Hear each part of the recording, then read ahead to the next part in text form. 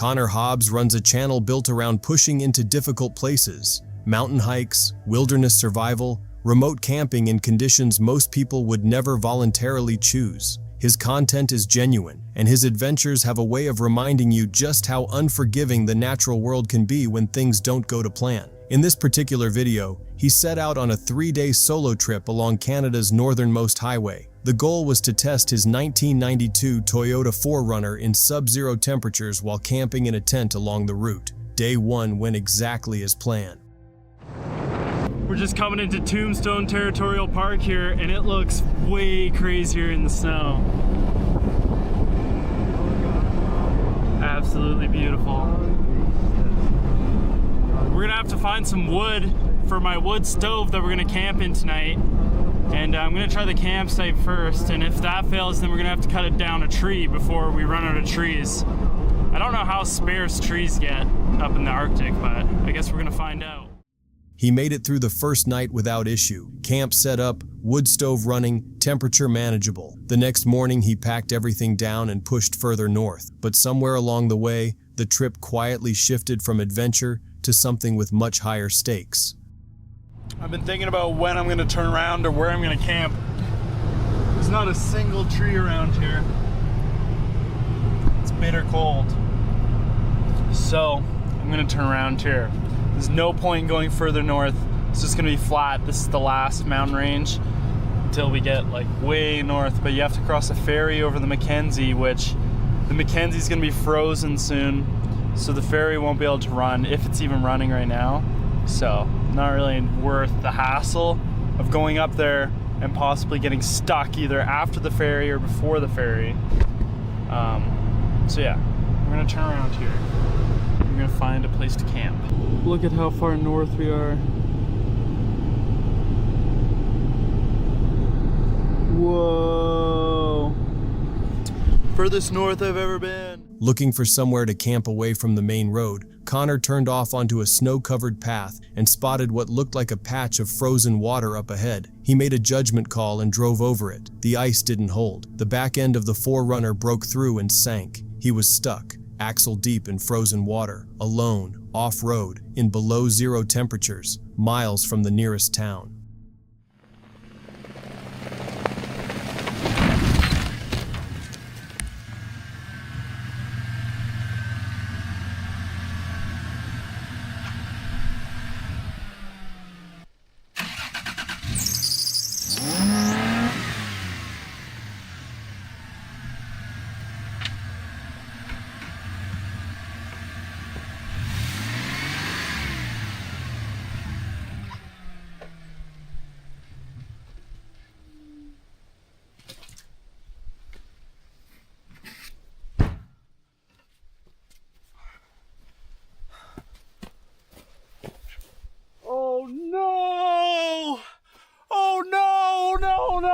No. Oh my god, guys, we really just No. Okay, we need to build a rope system to get out of here. We need to build a rope system. Alright, I'm gonna get... This is officially the most retarded thing I've ever done. So retarded. So retarded. So stupid. There's probably water getting in the fuel tank now. We're gonna have to get out some rope stuff. I got a beefy rope. Well, I could officially say something has gone wrong. Oh my god, there's like an inch of ice. Oh man, I'm so dumb. How am I gonna get myself out of this one? This is It's kind of working. I feel like it's like self-tensioned right now. This is fucked up, man. I'm gonna try to get the axe out. He worked at it himself for a while, rigging ropes, trying to find enough traction to pull the vehicle free. Nothing worked well enough, and this wasn't a situation where waiting it out was a safe option. The temperature wasn't going anywhere but down. He was far from help, on a road that saw very little traffic. His best option was to walk back to the highway and hope someone came past. This guy's stopping, oh boy. I fucked up, man. I'm stuck over there. I broke through some ice.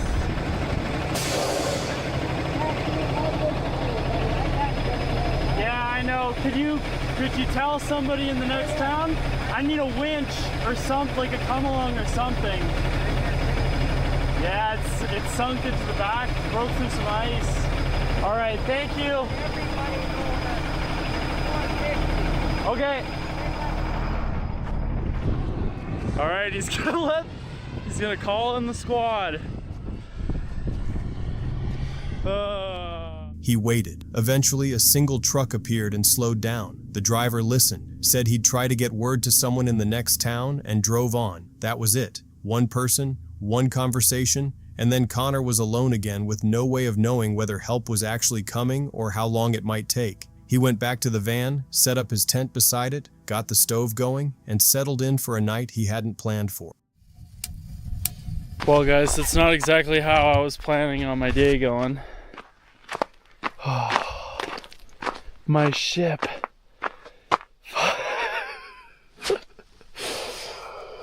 There's nothing you can do but laugh, I guess. Good night, baby. Hopefully the fuel tank isn't full of water and we can get it out tomorrow. Alright guys, check out the setup. We got the stove going. We've got a peace offering for any wolves that might come this way. They'll go for the canned food first, right? No, that's just there to hold down the outside of the tent so it doesn't flap around and so air doesn't just waft up into it. And inside, oh, it's nice and warm in here. Morning brought a truck heading his way. They'd heard about it. They were there to help. Hello, Jerry. Oh yeah, just my campsite here. Not a problem. Did you hear about me from Eagle? Did somebody let you know that I'm stuck out here, or you just, yeah, I've like sunk my back tire through the ice over there. So the front end is sticking out, but the back end is like below water. Is there lots of ice there? No, so just, here, I can show you. This part's like kind of swampy, but it's pretty frozen solid here. All right, so those guys are headed back to Eagle to get the grader.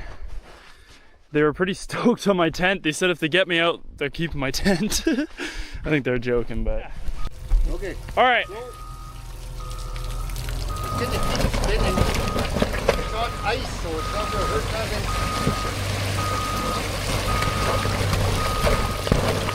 Oh, yeah. Okay, put it in here, bud.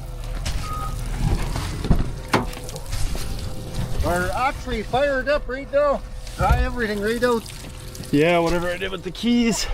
You know, guys, we're running. Got some water on the floor. Absolute legends over here. Yanked me out. Holy I thought we might lose her there. The recovery wasn't clean or easy, but it worked. The 4Runner came free, and remarkably, despite sitting in frozen water overnight, the engine turned over. It started. That alone felt like something of a miracle. But the version of this story where the truck driver doesn't stop, or doesn't follow through, or where Connor had broken through that ice another 10 miles further from the road, that version ends very differently. In genuinely remote wilderness, at temperatures like that, a stuck vehicle isn't just an inconvenience. It becomes a survival situation inside of a few hours. A winch mounted to the vehicle would have changed everything. It's one of those pieces of kit that feels unnecessary right up until the moment it isn't. Connor got lucky. The right person stopped. The help came through. But preparation is what keeps luck from being the only thing standing between you and a very bad outcome. Adam used to camp regularly and document his trips on YouTube. These days his channel has shifted mostly toward moto POV content, but there was one camping trip that stands out from the rest, and it might go some way toward explaining why the tent doesn't come out as often anymore. We're out here at Sugar Creek. Got a new camping location that we're going to. There's Jeremiah over there. And got a all-terrain wagon here that we're pulling a bunch of stuff on, and then our backpacks. So hopefully this thing works out. Got a big downhill to go down, and then it's all flat from there.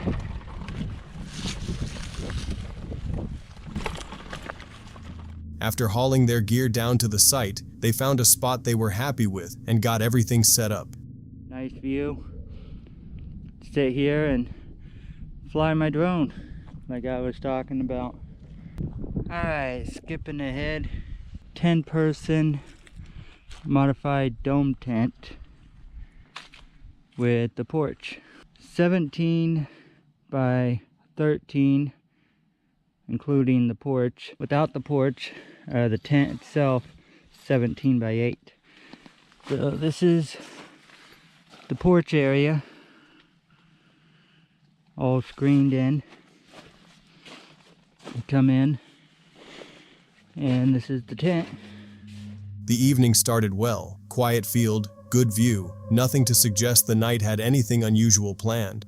Around 8 o'clock, that changed. Loud noises started coming from somewhere deep in the trees. Not animal sounds, something harder to place. Adam's brother headed across the field to get a better look, camera rolling. What it picked up is difficult to describe cleanly.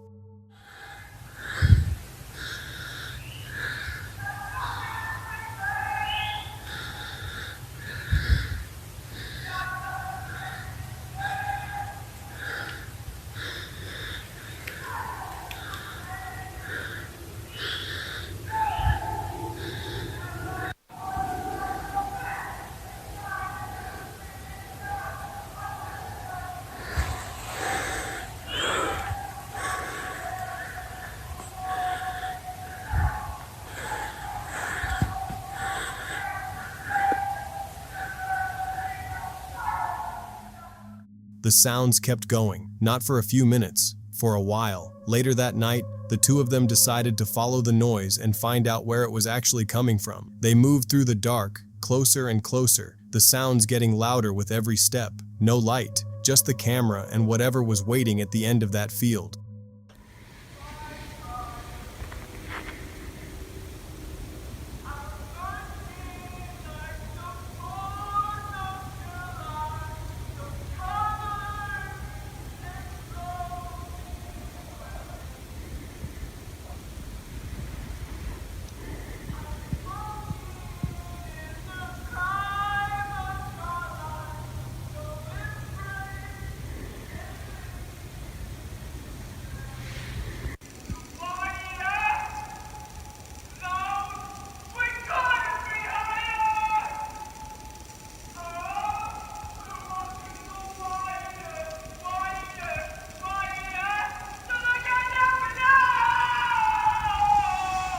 So bad.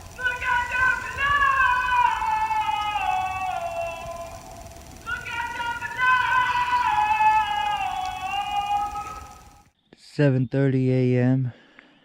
Got down to 40 degrees last night. Wasn't too bad, but woke up this morning. It was pretty chilly, so I got up, walked across the field to get into the sun. The sun hasn't reached the tent yet, it's way over there. But yeah, that was pretty fun last night with that whole thing going on. Hearing them noises, wasn't exactly sure where it was coming from. Figured out that it was across the field. At the end of the field here, there's a road and there's a house, like right over there, across the road. That's where all them noises were coming from. Still don't know what was going on. No music playing. Come morning, they had their answer, sort of. Across the field at the end of the tree line, there was a road, and just beyond it, a single house. That's where the noise had been coming from the whole time. One person, one property, and no music. Just the sounds of a man, alone, doing something that carried across an open field for hours in the middle of the night, with no other explanation offered. Whether the man was unwell or simply unbothered by the fact that sound travels is something that was never answered. Adam and his friend made it through the night without any direct encounter. The only thing that followed them home was the memory of that sound. Drop your theory in the comments. Genuinely curious what you think was going on out there. And if stories like this are your thing, subscribe and stay close.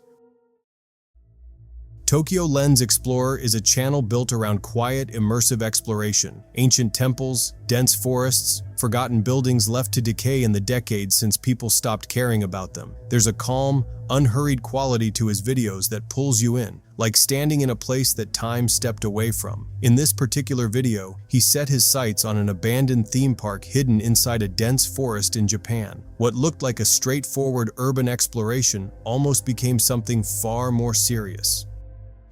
This is the entrance to an abandoned theme park in Japan. Well, at least what's left of the abandoned theme park here.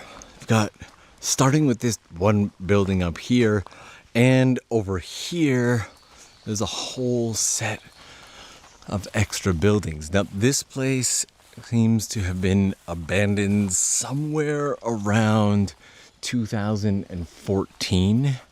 And I have one concern today, which is this right here. See, we've got bear warnings in here, and there are plenty of bears in this part of Japan. Let's just poke and take a look inside. I don't actually want to go in because I don't entirely trust the structural integrity, but I'm assuming this would have been the main entrance lodge area. We have a billiard pool table over there. Some kind of dining space over here, and then what I'm guessing was probably the main ticket gate area right here. Now, I am carrying my bear spray with me just in case. Unfortunately, in terms of season, it's that season where mother bears will take their children out for walks. And even for black bears, that's when things can get a little more aggressive. So we will proceed with caution and care today as we go forward.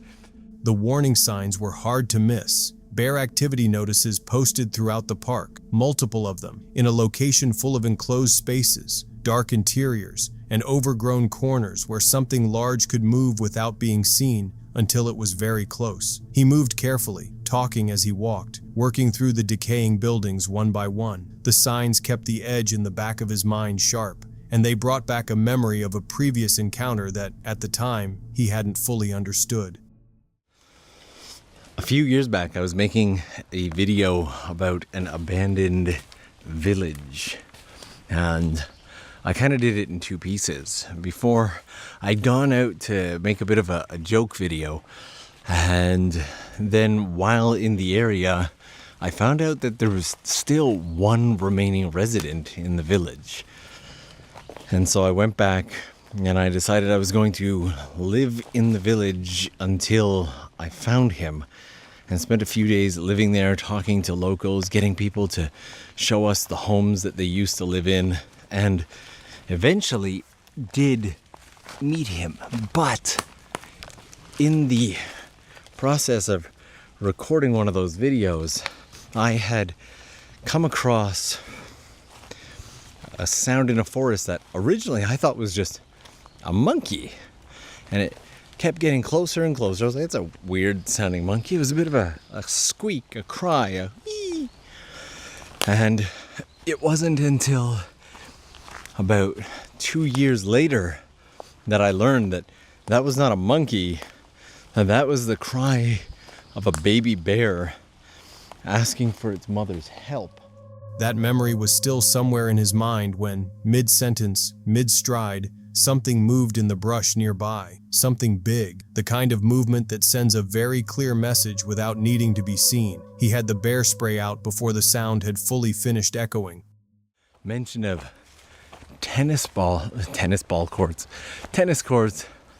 and gate ball courts. Does anybody play gate ball? Is that like, oh crap, guys. We are, oh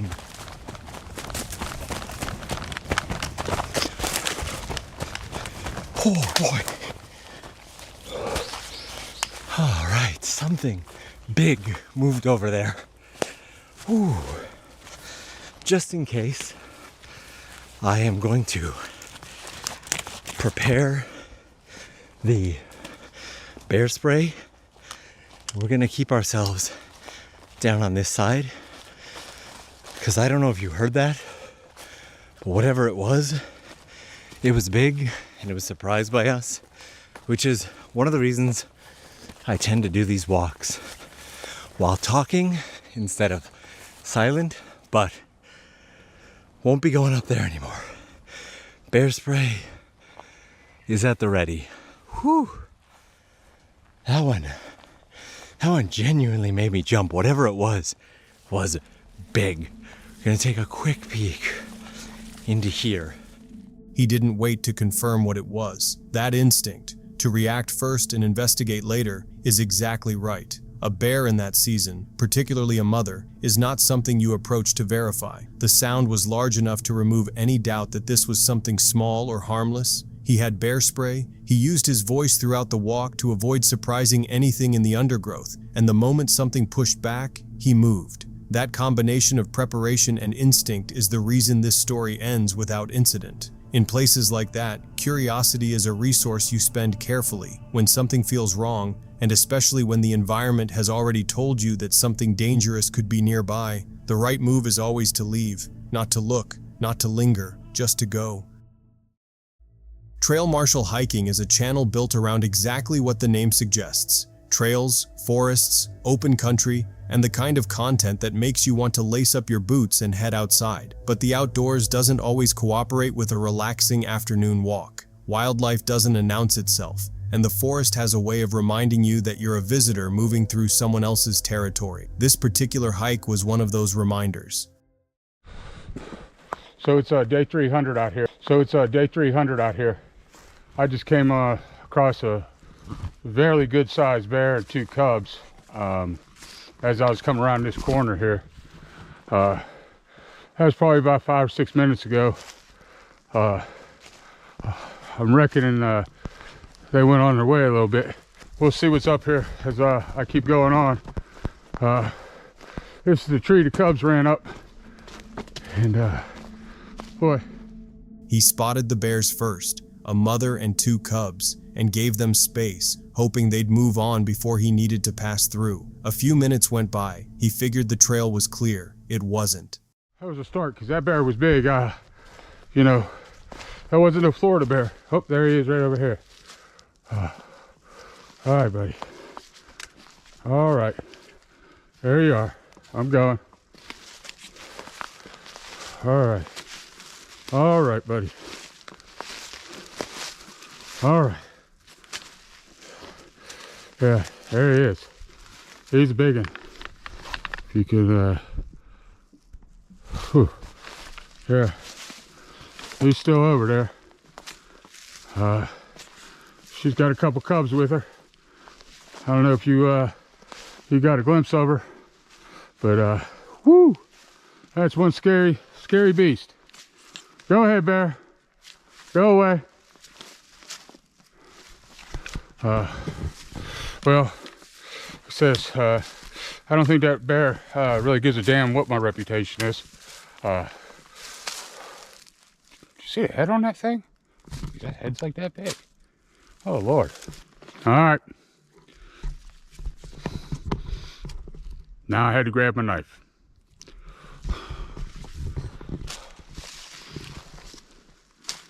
So I think I hear you moving around. You gonna take off? Eventually she moved off. He waited a little longer, then carefully continued down the trail. He made it through without incident. But the encounter is worth sitting with for a moment, because it illustrates something important. At various points in the footage, the bear is extremely close, and if you don't know exactly where to look, you can miss her entirely. That's how these encounters happen, not because people are reckless, but because bears move quietly and blend in far better than most people expect. The lesson here is straightforward. If you're on a trail and you come across fresh signs of bear activity, especially a mother with cubs, don't push through. Turn around. Find another route. No trail is worth the alternative. He spotted them early, gave them room, and came home safe. That combination of awareness and patience is exactly what kept this from becoming a very different kind of story. Meet Love Sundays, or as most people know him, Sean. He runs a YouTube channel built around something most of us only dream about: camping under open skies, snorkeling in hidden coves, even surfing along quiet stretches of coastline. He lives out of his van, traveling across the UK, sharing every breathtaking place he stumbles into. But this trip was different. Sean had driven down to the Cornwall coast for what was supposed to be a simple getaway, a bit of surfing, a bit of snorkeling, nothing he hadn't done 100 times before. What he didn't realize was that this trip would leave a mark on him, one that would follow him through every night of van life that came after. Before settling in for the night, Sean stepped outside the van. He just wanted to check his curtains, to see how much light slipped through, to see how visible he was from the outside. Okay, so I'm outside. It's pretty dark, as you can see. Really dark, actually. I'm just going to turn the lights on. Let's just see what we can see. So, if you ask me, that looks pretty dark. Okay, I need to get back in the van before people notice. From where he stood, the van looked dark, quiet, almost invisible, safe even. But Sean may have stayed out there a little too long, because what happened after he climbed into bed would change the way he saw van camping forever. He locked the doors, he settled in, and then, not long after, he reached for his camera again, only this time, he was recording something far more unsettling. I just heard something outside.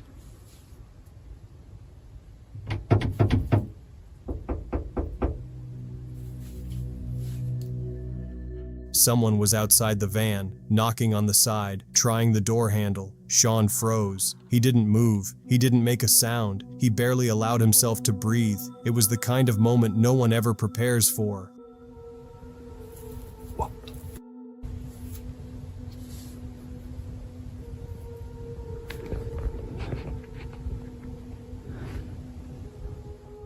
Luckily, whoever was out there seemed to realize the van wasn't empty and chose not to push it any further, but the damage was done. That encounter shook Sean to his core.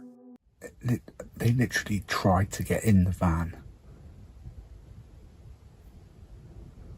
It wasn't just a knocking, they were trying the handle. Worried they might come back, he carefully stepped outside, just to make sure no one was still lurking in the shadows.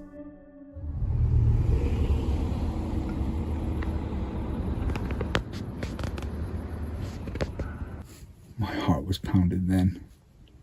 I mean, they were either trying to move me on or trying to break into the van. Either way, not pleasant. I think that if I'd heard them coming in more, I've got a metal pole here. I could have just got out and not done anything. I'm not moving. He found nothing. No footprints, no figure in the dark, no sign that anyone had ever been there. He climbed back into the van, sat quietly on his bed, and tried to make sense of what had just happened. Sleep was out of the question, not just for that night, but probably for many nights after. Still, Sean knew it could have gone much worse. He never had to reach for the pole he kept nearby for protection. So what about you? If you were in that van, what would you have done? Let us know down in the comments. And that's it for tonight's video. If you enjoyed this video, leave a like and subscribe if you haven't already. New videos drop every week and you won't want to miss what's coming next. Drop a comment below. Which story got to you the most? Or share your own if something like this has ever happened to you. Stay safe out there. I'll see you in the next one.